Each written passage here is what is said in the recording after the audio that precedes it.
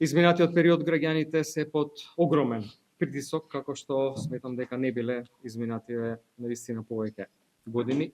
Значајно влошување на економската состојба, значајно влошување на стандардот и се помалку пари во џебовите на граѓаните.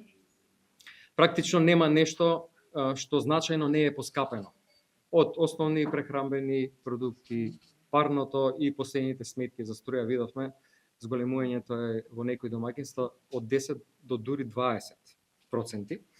При тоа гледаме дека владата воопшто не нуди предлог решение како граѓаните да се справат со ова, да направи некаква контрола, да ограничи некои цени согласно законските можности, ниту пак има план и стратегија како да го зголеми стандардот на граѓаните во делот на растот на платите.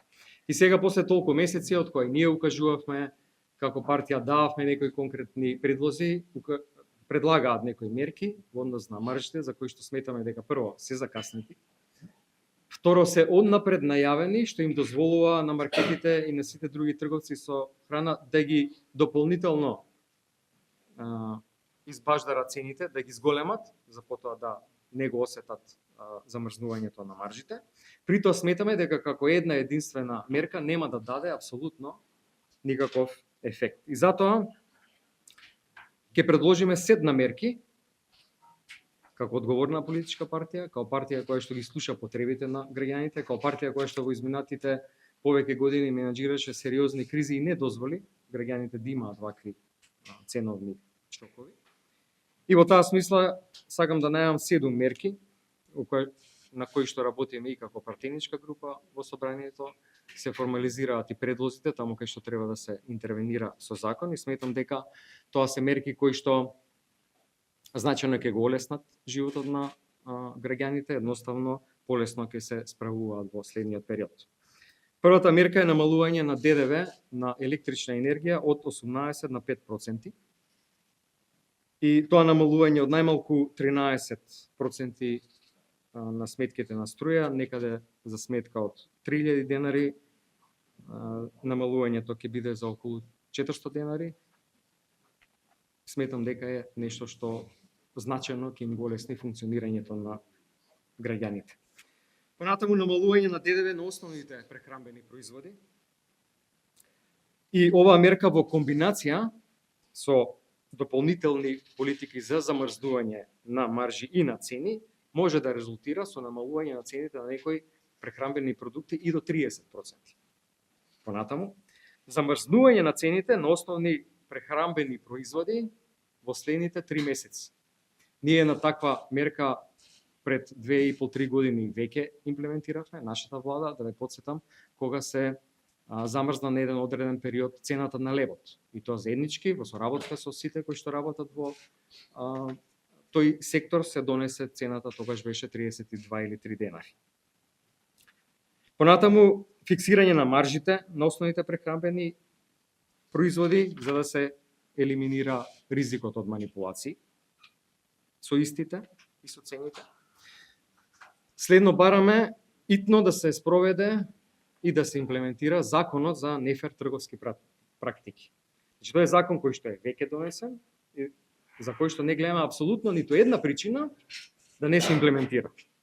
Тоа е закон со кој што, ограничувајќи ги инструментите кои што ги користат трговците помеѓу себе, маркетите и така натаму, значајно се зголемуваат цените. На овој начин тој систем става под контрола.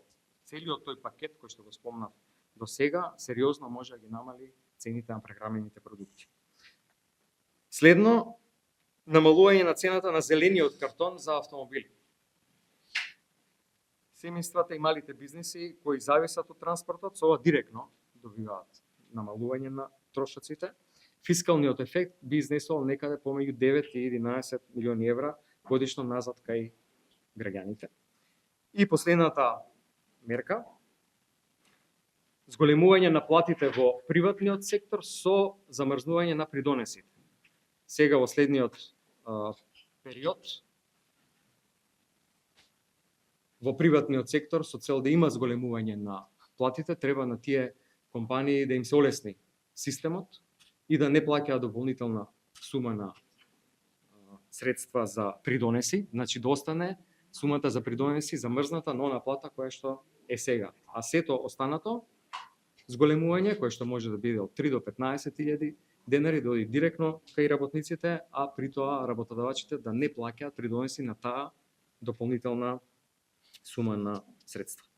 Сето тоа сметаме дека ќе го олесни животот, ќе го стабилизира системот, граѓаните полесно ќе се справуваат со секојдневните предизвици.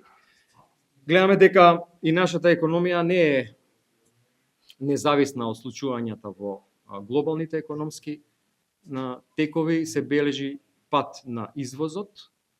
Последните месеци во 24 година значајно намалување на извозот во однос на последните месеци 23 година, некаде 8,7% во однос на сите земји од Европска унија и би рекол алармантни 15,5% намален извоз крајот на 24-та споредено со крајот на 23-та година со Германија.